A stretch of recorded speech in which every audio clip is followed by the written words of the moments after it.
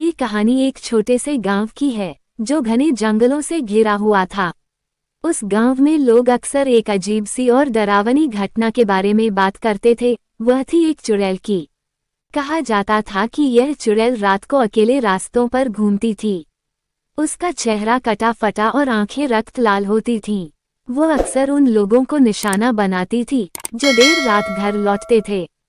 किसी ने देखा था कि वह जंगल के बीचों बीच एक पुराने पेड़ के नीचे बैठी रहती थी और किसी के पास से गुजरते ही उस पर झपट पड़ती थी। एक दिन गांव में एक युवक अर्जुन ने सोचा कि मैं इस रहस्य का पर्दाफाश करके रहूंगा। उसने रात में जंगल में जाने का फैसला किया। अर्जुन के मन में डर था, लेकिन साथ ही उसे अपनी बहादुरी पर भरोसा था। वह रात को जंगल की ओर बढ़ा। हर कदम के साथ उसका दिल तेजी से धड़क रहा था। धीरे धीरे वह उस पेड़ के पास पहुंचा जिसके बारे में गांव वाले कहते थे कि चुड़ैल वहीं रहती है। अर्जुन ने देखा कि एक महिला अजीब तरह से हंसते हुए पेड़ के नीचे बैठी थी। उसकी हंसी सुनते ही अर्जुन का दिल कांप उठा, लेकिन उसने खुद को संभालते हुए कहा, तुम कौन हो और क्यों लोगों को डराती हो? चुड़ैल ने उसे देखा और धीरे से कहा, मैं वो हूँ जिसे तुम लोग चुड़ैल कहते हो, पर तुम्हें ये जानकर हैरानी होगी कि मैं किसी की आत्मा नहीं हूँ, बल्कि एक नाराज आत्मा हूँ जो अपनी मौत का बदला लेने आई है।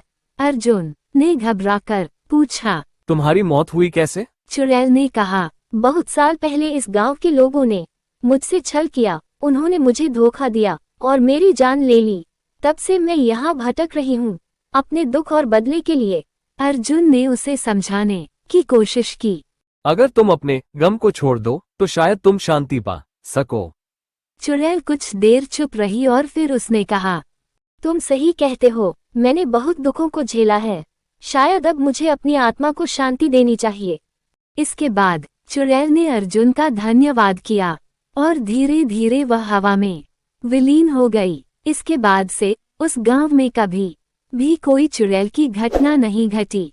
गांव वाले अब भी उस रात के बारे में बातें करते हैं, लेकिन किसी ने भी फिर से चुड़ैल को नहीं देखा। अर्जुन की बहादुरी की कहानी अब तक गांव में सुनाई जा